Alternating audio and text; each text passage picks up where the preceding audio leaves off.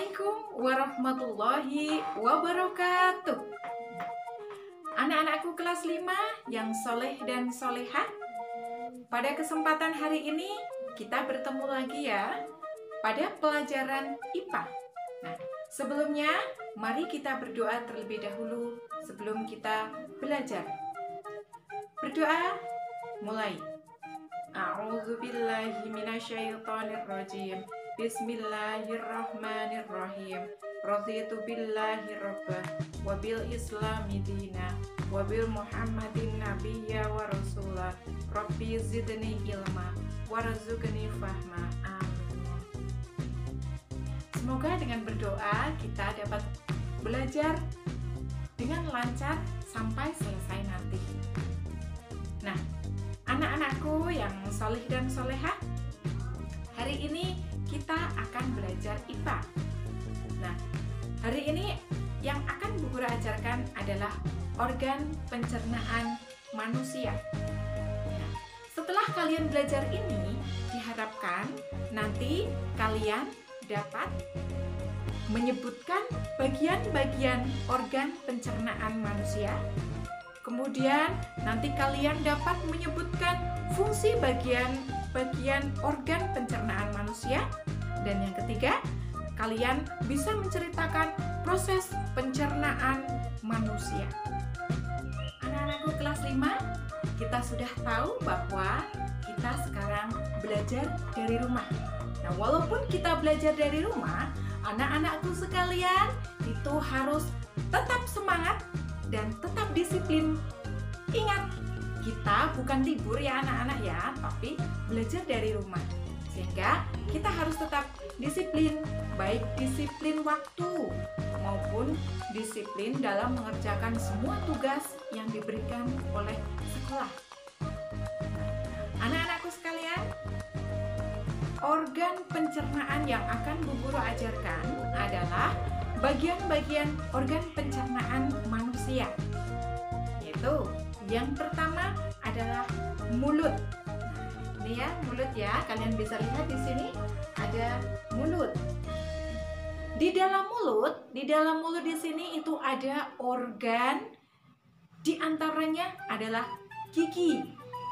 Kemudian ada lidah dan ada kelenjar ludah. Apa fungsi mulut itu anak-anak? Fungsi mulut adalah menghancurkan makanan oleh tadi gigi-gigi ya, oleh gigi kita, sehingga makanan itu berbentuk lebih kecil dan yang nantinya mudah untuk ditelan dan masuk ke dalam apa anak-anak? Organ yang kedua, ke dalam kerongkongan. Nah, di dalam kerongkongan itu ada yang dinamakan gerak peristaltik. Apa itu gerak peristaltik? Iya, gerak peristaltik adalah gerak meremas-remas ya. Jadi di dalam kerongkongan itu nanti ada terjadi gerak meremas-remas sehingga makanan akan terdorong menuju ke organ yang ketiga, yaitu lambung. Ya, apa itu lambung anak-anak? Iya, mari kita bahas. Ini ada gambarnya lambung.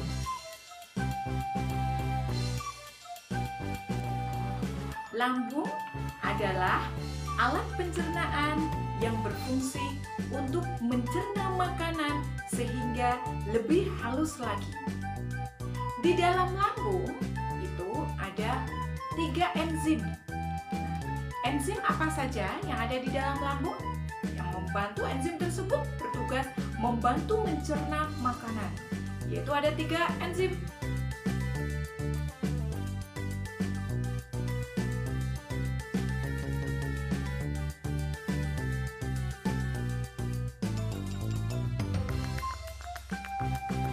Enzim-enzim di dalam lambung tersebut itu membantu kerja lambung.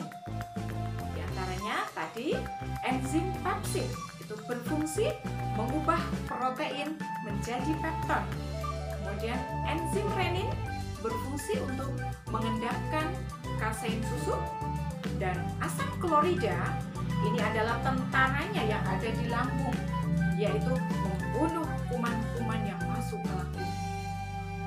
Kemudian setelah makanan dicerna di dalam lambung, nanti akan masuk ke organ selanjutnya atau bagian pencernaan yang keempat adalah apa anak-anak? Dari lambung terus menuju ke? Iya, betul. Ke usus halus. Nah, di usus halus nanti juga di sini akan ada enzim-enzim juga seperti yang ada di lambung. Tapi beda enzimnya yang ada di lambung.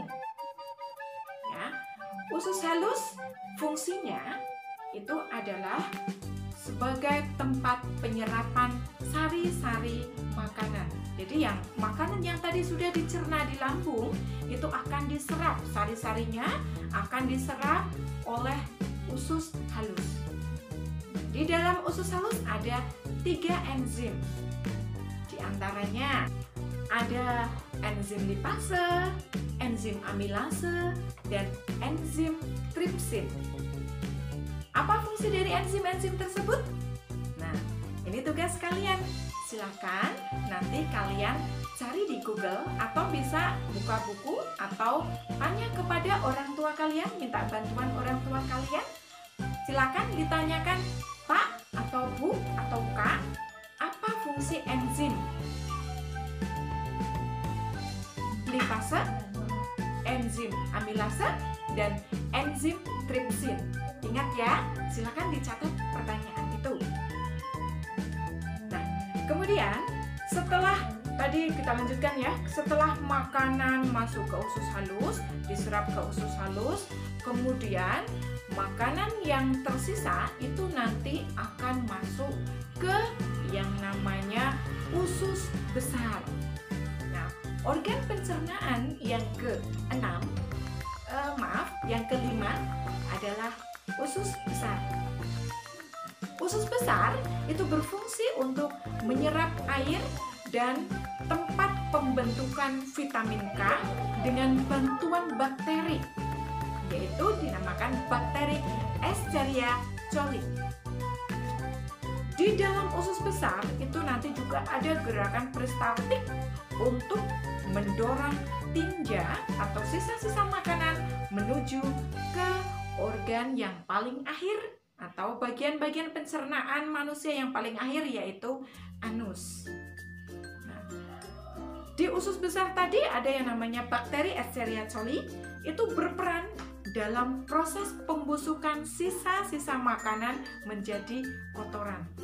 Ya, jadi sisa-sisa makanan yang masuk ke usus besar tadi akan dibusukkan oleh bakteri Escherichia coli sehingga makanan atau sisa kotoran makanan tadi dengan mudah masuk ke anus.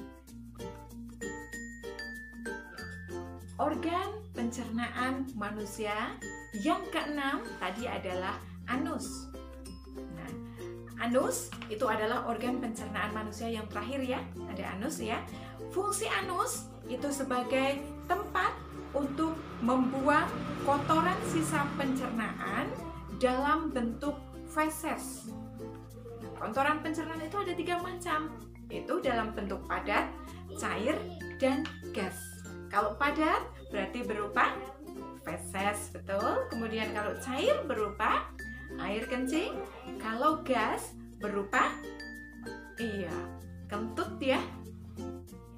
Oke anak-anak, tadi sudah Bu Guru jelaskan tentang bagian organ pencernaan pada manusia.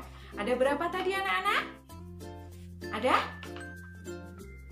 Iya, 6. Ada 6. Oke, yang pertama coba apa tadi?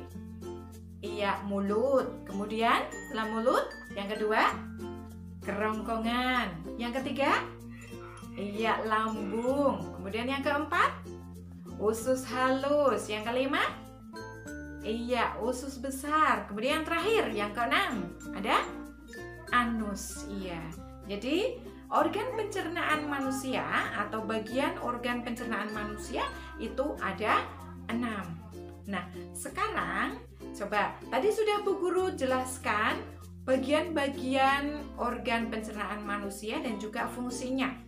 Nah, supaya lebih jelas, mari kita saksikan video proses pencernaan manusia, sehingga nanti setelah tayangan video pencernaan manusia ini, setelah guru tayangkan video proses pencernaan manusia, nanti kalian bisa menceritakan atau menuliskan kembali proses pencernaan manusia dari mulut sampai ke anus. Oke, silakan. Mari kita saksikan video berikut ini. Proses pencernaan makanan dimulai sejak makanan masuk ke dalam mulut. Di dalam mulut terdapat alat-alat bantu pencernaan, yaitu gigi, lidah, dan kelenjar ludah. Di dalam mulut terjadi proses pencernaan secara mekanik dan kimiawi. Selanjutnya, makanan akan didorong ke dalam kerongkongan pada saat proses penelanan. Kerongkongan merupakan saluran penghubung antara rongga mulut dengan lambung. Kerongkongan berfungsi sebagai jalan makanan yang telah dikunyah dari mulut menuju lambung.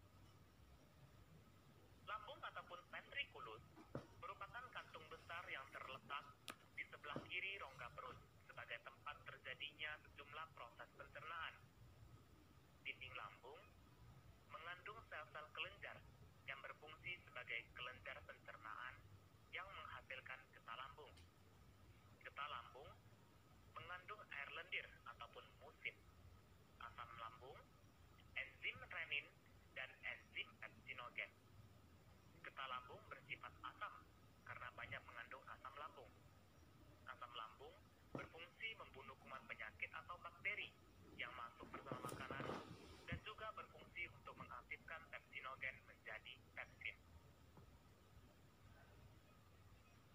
Selanjutnya, makanan sedikit demi sedikit keluar menuju usus 12 jari yang merupakan bagian dari usus halus.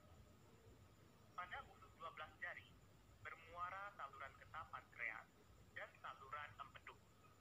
Selanjutnya, empedu dialirkan menuju saluran empedu ke usus 12 jari.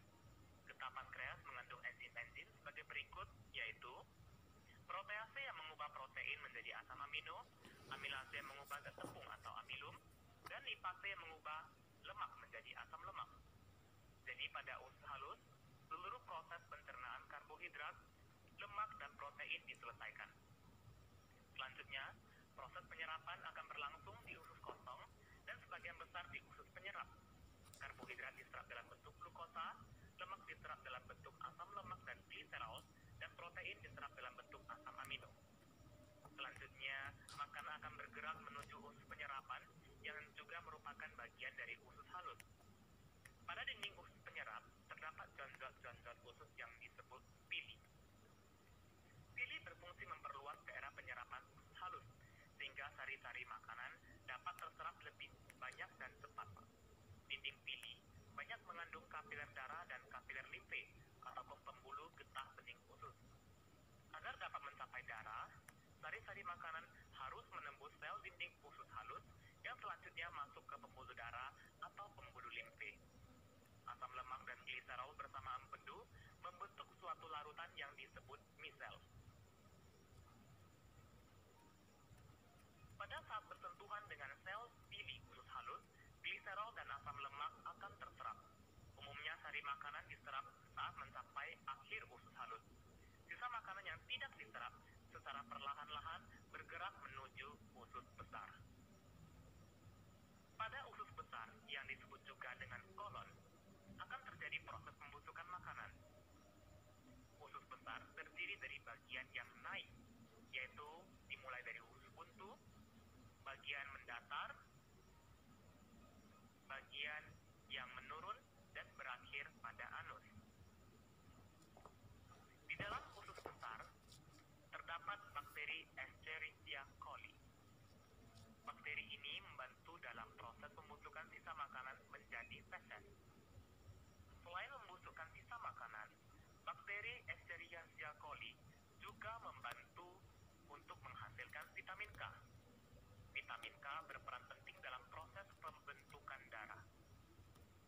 Perjalanan makanan sampai di usus besar dapat mencapai 4-5 jam. Namun, di usus besar, makanan dapat disimpan sampai 20 Sudah disaksikan video proses pencernaan manusia? Nah, kalau sudah kalian saksikan, nanti kalian bisa tulis prosesnya seperti apa sehingga kamu atau kalian lebih jelas lagi. Oke, setelah tadi sudah pembelajaran, sekarang tugasnya ada soal yang harus kamu kerjakan.